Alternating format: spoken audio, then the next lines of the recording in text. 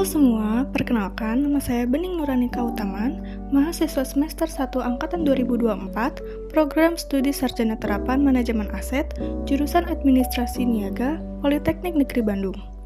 Di video ini, saya akan membahas mengenai manajemen aset dan salah satu aset yang saya minati. Salah satu aset yang saya minati adalah Gramedia yang berada di Jalan Merdeka, Kota Bandung. Sekarang kita akan bahas, apa sih aset itu? Menurut Kamus Besar Bahasa Indonesia, aset adalah sesuatu yang mempunyai nilai tukar atau modal atau kekayaan. Lalu, apa itu manajemen aset? Menurut Sugiyama, manajemen aset adalah ilmu dan seni merencanakan, melaksanakan dan mengendalikan semua rangkaian kegiatan dalam merencanakan kebutuhan aset, mendapatkan atau mengadakan, melengkapi aspek legal, menginventarisasi, menilai, mengoperasikan, memelihara, menghapuskan, memusnahkan atau mengalihkan aset tersebut secara efektif dan efisien agar aset bernilai tinggi sepanjang umurnya. Jenis-jenis aset dapat dikelompokkan berdasarkan beberapa dasar. Berdasarkan sifat wujudnya, aset dibagi menjadi dua. Yang pertama, aset berwujud atau tangible assets, yaitu aset yang dapat dimanifestasikan secara fisik dengan menggunakan panca indera. Contohnya tanah atau lahan dan bangunan seperti gedung. Yang kedua, ada aset tidak berwujud atau intangible asset, yaitu aset yang tidak memiliki substansi fisik atau tidak berwujud secara fisik, yakni tidak dapat disentuh, dilihat, atau tidak bisa diukur secara fisik.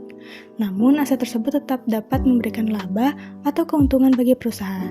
Contohnya, merek dagang. Nah, nama Gramedia sendiri merupakan salah satu aset yang sangat bernilai karena merek ini sudah dikenal luas di Indonesia.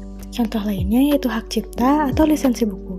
Jika Gramedia memiliki hak distribusi eksklusif untuk beberapa buku, ini juga termasuk aset tidak berwujud. Lalu ada jenis aset berdasarkan tujuan penggunaannya. Yang pertama ada aset tujuan komersial, yaitu aset yang dimiliki perusahaan guna mencari laba atau keuntungan. Contoh aset dengan tujuan komersial yaitu tempat wisata, pertokoan, mall, perusahaan, dan hotel.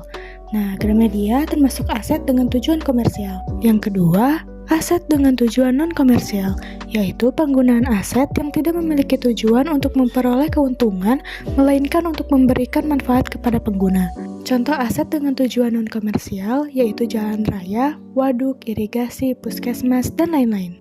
Jenis aset berdasarkan hubungannya dengan pengelolaan aset secara spesifik yaitu ada aset finansial, aset fisik, human asset, aset informasi, dan aset tidak berwujud.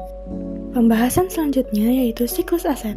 Menurut Sugiyama tahun 2017, siklus aset dimulai dari perencanaan kebutuhan aset, lalu pengadaan aset, aspek legal aset, inventarisasi aset, penilaian aset, pengoperasian aset, pemeliharaan aset, pembaharuan atau rejuvenasi aset, dan penghapusan aset yang dapat dilakukan dengan pemusnahan aset, juga dapat dilakukan dengan pengalihan aset seperti penjualan, penyertaan modal, dan hibah.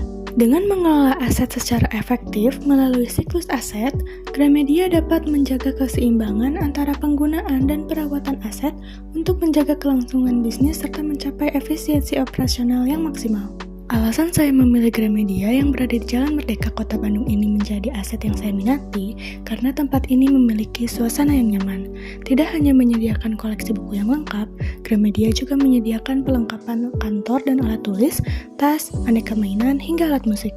Di sini juga disediakan area makan seperti stand makanan yang memberikan tempat bagi pengunjung untuk bersantai.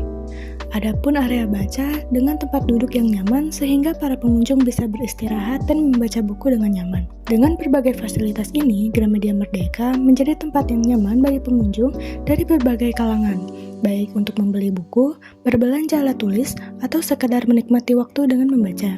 Sekian yang dapat saya sampaikan di video kali ini. Mohon maaf bila masih ada kesalahan. Terima kasih dan semoga bermanfaat.